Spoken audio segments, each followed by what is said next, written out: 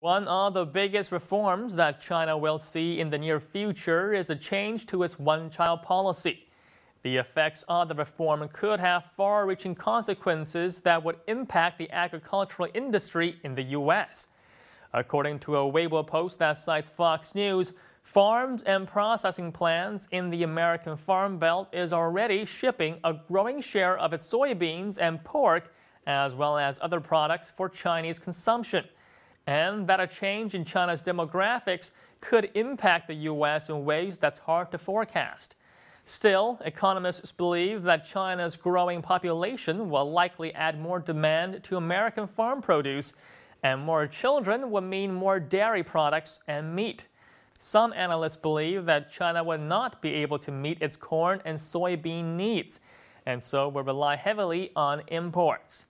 Now, what Chinese internet users are most concerned with are rising prices, and some people are also puzzled as to why China needs to import farm produce when the news is always talking about record harvests.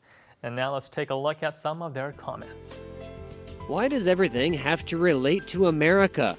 China got along just fine for the last 5,000 years without American interference. When America uses their money printers to exchange for Chinese goods, I think it's the Americans who are feeding off China and not the other way around. This is nonsense. During harvest seasons, farmers across the nation have to deal with huge stockpiles. The farmers can't even sell it all, and a lot of the produce either rots in the ground or rots in the warehouses. China needs to import produce from the U.S.? Unbelievable. As China ages rapidly and its population declines, it will no longer be able to hold its position as a manufacturing juggernaut.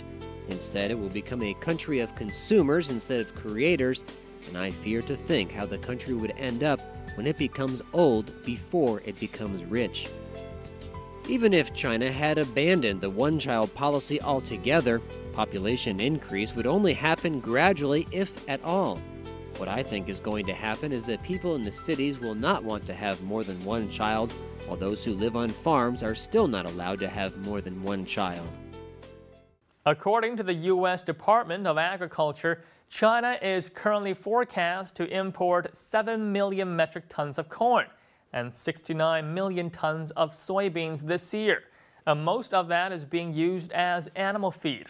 Also, according to the U.S. Department of Agriculture, Chinese consumers ate 13.5 million tons of chicken and 52.7 million tons of pork, and that next year it's expected to import 775,000 tons of pork, which will be a new record high.